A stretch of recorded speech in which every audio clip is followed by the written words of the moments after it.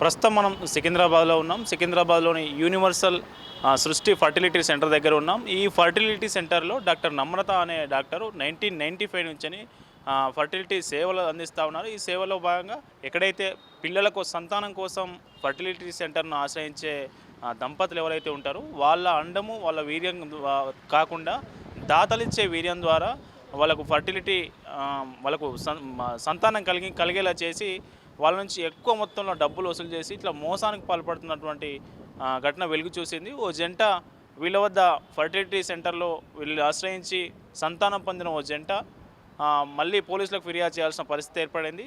వాళ్ళకు పుట్టిన బాబు ఎవరైతే ఉన్నారో ఆ బాబు తరచూ అనారోగ్యానికి గురవుతుండటంతో వాళ్ళకు అనుమానం వచ్చింది. అనుమానం వచ్చి డాక్టర్ల వద్దకు తీసుకెళ్ళి పరీక్షలు చేయిస్తే అతనికి ఆ బాబుకు ల్యూకోమియా క్యాన్సర్ ఉన్నట్టు తేలింది.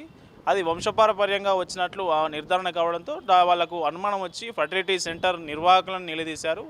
వాళ్ళు కొంత విషయం బయటకు చెప్పడానికి సరిగా పట్టించుకోకపోవడంతో వాళ్ళు బాధితులు ఎవరైతే ఉన్నారో వాళ్ళు పోలీసులను ఆశ్రయించారు. పోలీసులను ఆశ్రయించడంతో డీసీపీ నార్త్ జోన్ డీసీపీ నేతృత్వంలో పోలీసులు మొత్తం మీద విచారణ చేపట్టారు.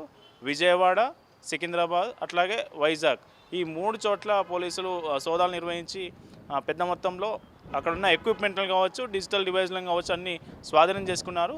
వీళ్ళు దాతలిచ్చే అండం కావచ్చు, దాతలిచ్చే వీర్యం ద్వారా వాళ్ళ ఎవరైతే దంపతులు ఫర్టిలిటీ సెంటర్ను ఆశ్రయించే దంపతులు వాళ్ళ సొంతే కాకుండా మిగతా వాళ్ళ వీర్యము అండం ఇచ్చి ఫలదీకరణ చెందేలా చేసి వాళ్ళకు సంతానం కలిగేలా చేస్తున్నారని, దానికి పెద్ద మొత్తంలో దాదాపు 30 నుంచి 40 లక్షలు, ఇంకా వాళ్ళ దంపతుల బలహీనతను బట్టి 50 లక్షల వరకు వీళ్ళు అక్రమంగా వసూలు చేసినట్లు పోలీసుల విచారణలో తేలింది. పోలీసులు ఇప్పటి వరకు డాక్టర్ నమ్రతతో పాటు మరో 7 మందిని అరెస్టు చేశారు. కొద్దిసేపటి క్రితమే నార్త్ జోన్ డీసీపీ ప్రెస్ మీట్లో కేసు వివరాలు మొత్తం వెల్లడించారు.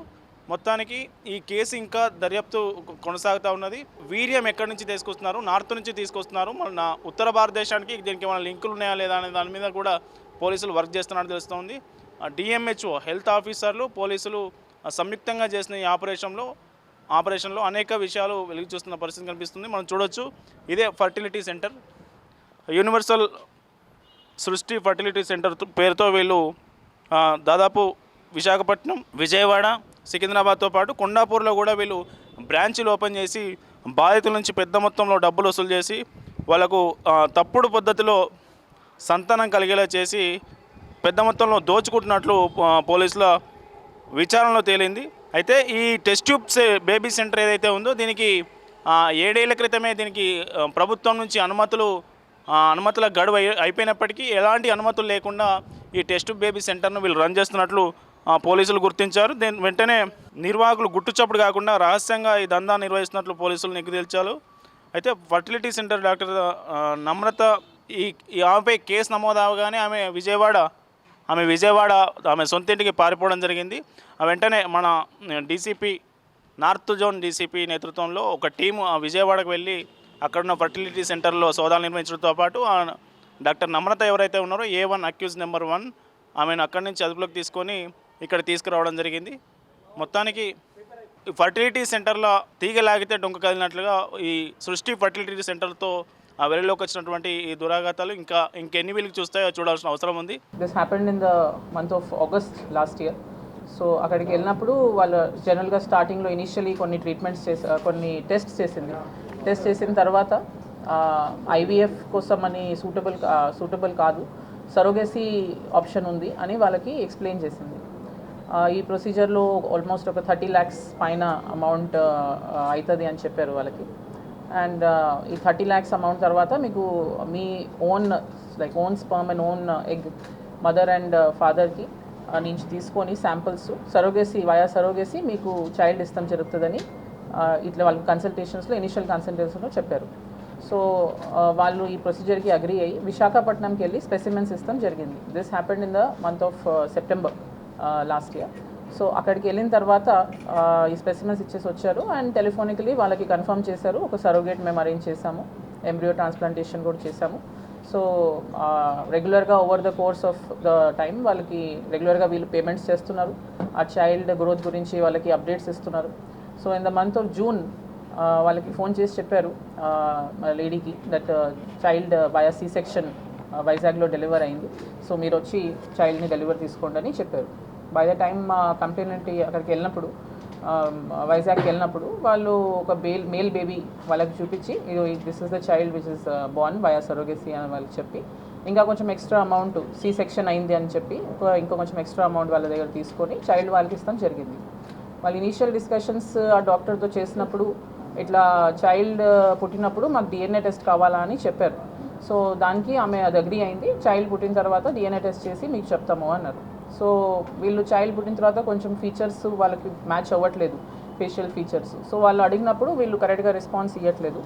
సో ది కపుల్ వెంట హెడ్ అండ్ దేర్ వాళ్ళ ఓన్గా సొంతంగా డిఎన్ఏ టెస్ట్ చేయించుకున్న తర్వాత వాళ్ళకి తెలిసిపోయింది చైల్డ్ ఈజ్ నాట్ దేర్స్ అని, డిఎన్ఏ మ్యాచ్ అవ్వట్లేదు. దాని తర్వాత వీళ్ళు ఈ డాక్టర్ని మళ్ళీ క్లినిక్ని మళ్ళీ కాంటాక్ట్ చేయాలని చాలాసార్లు ట్రై చేశారు. వాళ్ళు ఏం పాజిటివ్ రెస్పాన్స్ ఇవ్వలేదు, ఇంకా వాళ్ళని థ్రెటన్ కూడా చేశారు, ఇంటిమిడేట్ చేశారు. సో విత్ దిస్ ఈ కేస్ కేమ్ టు అస్. వాళ్ళు మాకు అప్రోచ్ అయ్యారు, మాకు ఇన్ఫర్మేషన్ ఇచ్చారు. Over the past some time ఒక 1 week 2 weeks నుంచి వీ బిన్ డెవలపింగ్ ఈ కేసులో లీడ్స్ ఎట్లా ఏంటి దీన్ని అన్ని రకాలుగా దీని మొత్తం హిస్టరీ తీసి ఈ క్లినిక్ది. సో ఫైనల్గా yesterday with the help of medical department we went ahead with the raid there and simultaneously we conducted a raid at విశాఖపట్నంలో వీళ్ళకున్నది బ్రాంచ్, సేమ్ క్లినిక్కి ఉన్న బ్రాంచ్ విశాఖపట్నంలో ఉంది. సో అక్కడ కూడా రేడ్ చేస్తాం జరిగింది. And concern documentations regarding this particular case వీళ్ళు మాకు అప్రోచ్ అయిన కపుల్ రిగార్డింగ్ కేస్ కూడా డీటెయిల్స్ అన్నీ అక్కడి నుంచి ఫైల్స్ అండ్ కన్సర్న్ డాక్యుమెంట్స్ అన్నీ సీజ్ చేసాము. ఓవరాల్గా ఒక 7 personsని ఇప్పుడు presently we have remanded in this case. That includes the main accused A Namrata, who is the దీనికి క్లినిక్కి founder and main person who is running the clinic.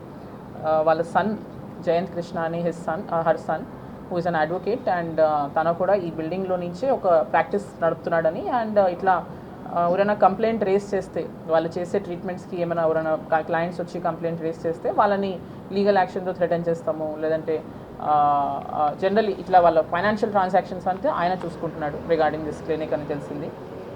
Third accused ఏమో కళ్యాణి అని విశాఖపట్నంలో ఉన్న క్లినిక్ నుంచి తనని అక్కడి నుంచి అరెస్ట్ చేస్తాం జరిగింది. She is the main person who has arranged the ఈ సరోగేట్ అంటే ఈ కేసులో పర్టికులర్గా సరోగేట్ లేరు. యాక్చువల్లీ ఈ కేసులో మాకు తెలిసింది ఏంటంటే వీళ్ళు there are some pregnant women across the city, వాళ్ళు ఎవరు చైల్డ్ని డెలివర్ చేసి they want to sell off the child. Monetary reasons ఉండొచ్చు, లేదంటే ఇంకేనా విషయ రీజన్స్ ఉండొచ్చు. అట్లాంటి వాళ్ళని కపుల్స్ని ఐడెంటిఫై చేసి అట్లాంటి ప్రెగ్నెంట్ ఉమెన్ని, వల్నరబుల్ ఉమెన్ని ఐడెంటిఫై చేసి వాళ్ళ దగ్గర నుంచి ఈ చైల్డ్ వాళ్ళు డెలివర్ చేసినప్పుడు వాళ్ళకి ఏదో కొంత అమౌంట్ ఇచ్చేసి ఆ చైల్డ్ తీసుకొచ్చి ఇట్లాంటి చైల్డ్లెస్ కపుల్స్ ఓవరు చిల్డ్రన్ కోసం అని who are trying via some or the other treatments, వాళ్ళకి ఈ చైల్డ్ వాళ్ళ చైల్డ్ అని చెప్పేసి ఇట్లా హ్యాండ్ ఓవర్ చేస్తారు అని. This is one of the main link in this case.